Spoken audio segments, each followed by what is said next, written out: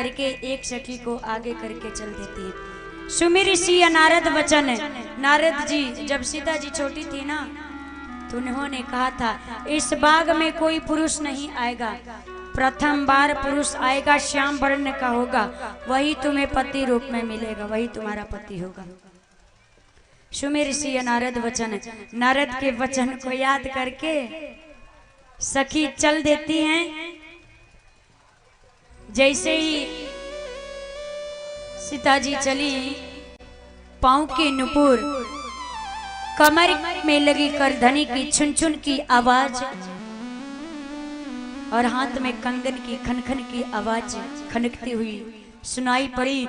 मानो सरबराहट की आवाज सुनकर के एक मृग चकित हो जाता है, वैसे मेरे राम जी चारों तरफ देखने लगे, हे लखन ये छुन छुन की आवाज कैसी है। लखन भैया ने कहा भैया सुबह का समय है, होगी कोई माता बहन दर्शन करने के लिए आई होगी। भगवान ने कहा मेरा मन खींचा चला जा रहा है उधर। तब तक सीता जी जैसे ही दिखाई पड़ी, भगवान ने कहा हे लखन वो देखो, वो सुंदर कन्या का रूप देख करके वो कन्या कौन है। लखन भैया ने कहा तात जनक तनया सोई, तात जनक तनया सोई, धनुष जगत ही कारण होई, धनुष जग कारण होई। तात जनक तनया यह सोई, धनुष जगत ही कारण होई। ये जनक जी की पुत्री लगती है जिसके कारण ये स्वयंवर रखा हुआ है। भगवान ने कहा कि हे लखन इस कन्या के सौंदर्य रूप को देख करके मेरा ये मन पता नहीं क्यों उसके तरफ खींचा चला जा रहा है। लक्ष्मण भैया ने कहा किसी की बहन हो, किसी की बेटी हो, आपको उससे क्या करना है, आप तो पुष्प उतारने आए हो, पुष्प उतारो। देखिए यहाँ पे एक प्रश्न आता है, कलयुग में कोई बड़ा भाई अपने छोटे भाई से नहीं कह सकता है कि मेरा मन उस कन्या को देख करके आकर्षित हो रहा है। उस त्रेता में भगवान मर्यादा पुरुषोत्तम भगवान भी होकर के कैसे छोटे भाई से कहते उस कन्या के सुंदर रूप को देख करके मेरा ये मन खींचा चला जा रहा है। परंतु देखिए बड़ा सुंदर भाव, संत और भगवंत किसी के बाहरी सौंदर्य को नहीं देखते हैं। एक बड़े ही सिद्ध संत, ध्यान दीजिएगा, एक बड़े ही सिद्ध संत स्वामी राम तीर्थ जी महाराज, स्वामी राम तीर्थ जी महाराज वो साक्षात परमात्मा से बातें करने वाले। एक बार लाहौर के बाजार में घूमने के लिए निकले। जैसे ही लाहौर के बाजार में घूमने के लिए निकले स्वामी राम तीर्थ जी महाराज, घूमते घूमते एक ऐसी गली में प्रवेश कर गए जो बदनाम की गली थी, गणिकाओं की गली, गणिकाओं की गली थी। उस गली में प्रवेश से कर गए। लोगों ने देखा, कहा बाबा इस गली में आप भूल से चले आए हो, ये आपकी गली नहीं है बाबा, ये योगियों की गली नहीं, ये भोगियों की गली है, यहाँ से चले जाओ बाबा। यहाँ आने से पहले अपनी इज्जत को धुलवा लेना पड़ता है, उसके बाद आया जाता है, यहाँ से चले जाओ।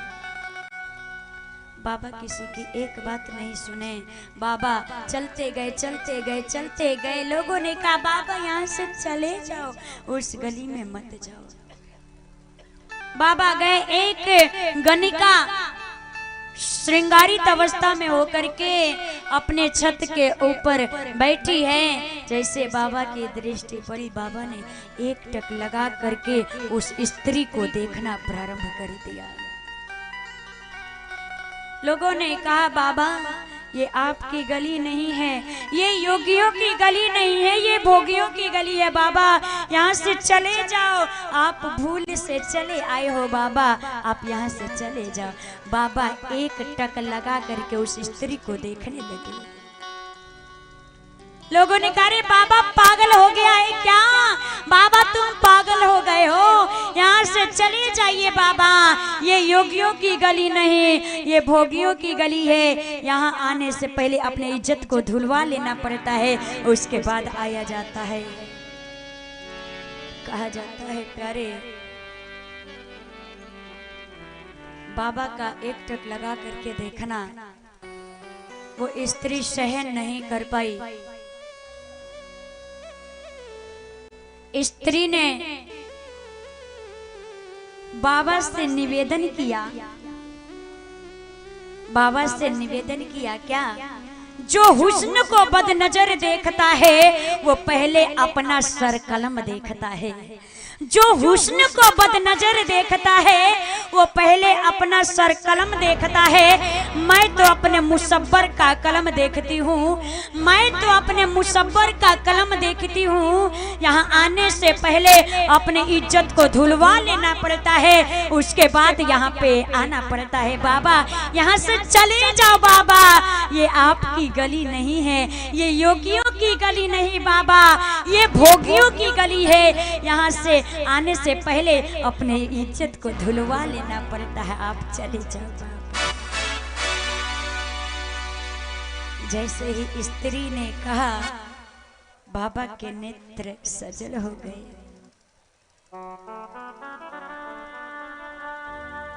बाबा के नेत्र सजल हो गए, रो पड़े बाबा। बाबा ने कहा, अरे ओ माँ, तुमने तो मेरा देखने का बड़ा गलत अर्थ लगाया रे। बाबा ने भी एक शायरी कही, बाबा ने भी एक शायरी कही, क्या? ना मुझे तुझसे गर्ज है और ना मुझे तेरे रूप से गर्ज है, ना मुझे तुझसे गर्ज है और ना मुझे तेरे रूप से गर्ज है। मैं तो अपने मुसब्बर का कलम देखता हूँ, मैं तो अपने मुसब्बर का कलम देखता हूँ कि जब तू इतनी सुंदर है तो तुझे बनाने वाला मेरा परमात्मा कितना सुंदर होगा, कि जब तू इतनी सुंदर है तो तुझे बनाने वाला मेरा परमात्मा कितना सुंदर होगा। अरे ओ माँ, तुमने तो मेरा देखने का बड़ा गलत अर्थ लगाया रे। एक संत और भगवंत कभी किसी के बाहरी सौंदर्य को नहीं देखते हैं। राम जी ने कहा लखन भैया से कि हे लखन देखो, मेरा कहने का भाव गलत नहीं है। एक संत और भगवंत किसी के बाहरी सौंदर्य को नहीं देखता है। भगवान ने कहा जब रूप सौंदर्य होगा, अलौकिक होगा और मन पवित्र होगा तो आकर्षण बढ़ेगा। सीता जी गौरी पूजन के लिए गई,